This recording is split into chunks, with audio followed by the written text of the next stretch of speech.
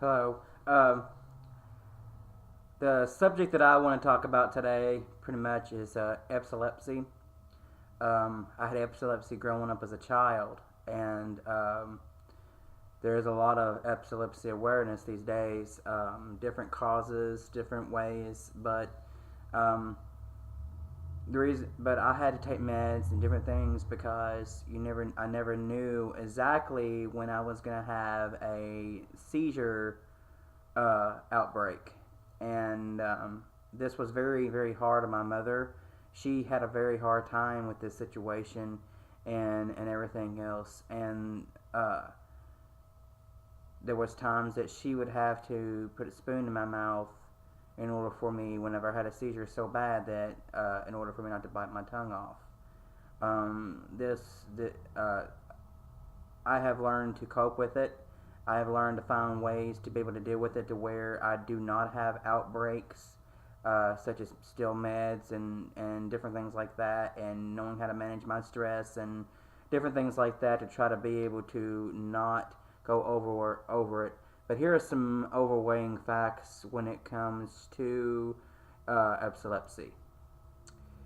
There are around 183 new cases of epilepsy each year. About 30% of it occur in children.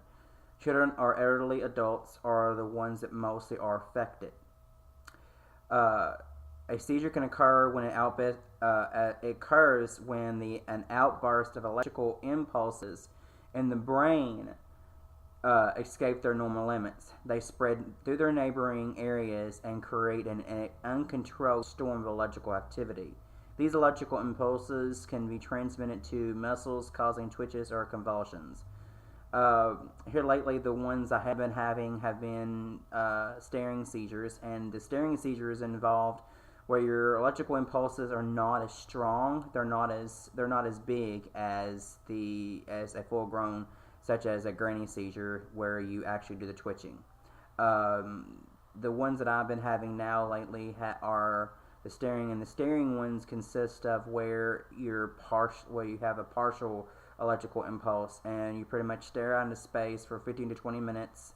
You don't know where you're at, and then afterwards, you get very, very tired.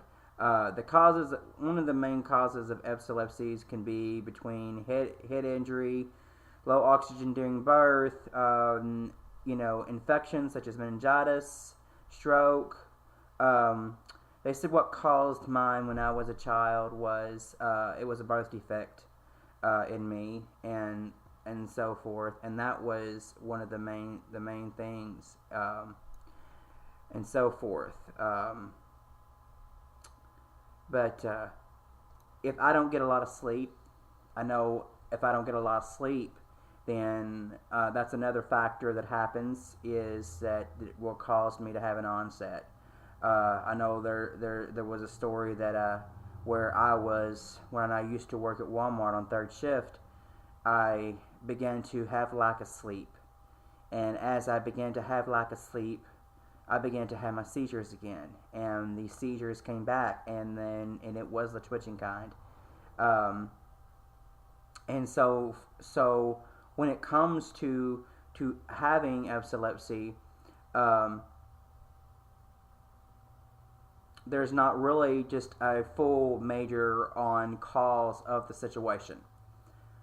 There's not a full major on cause of truly how to cure it, truly how to, you either grow out of it in time, or it gets worse, or it gets better. I know for me, with meds and so forth, it has been getting better over time.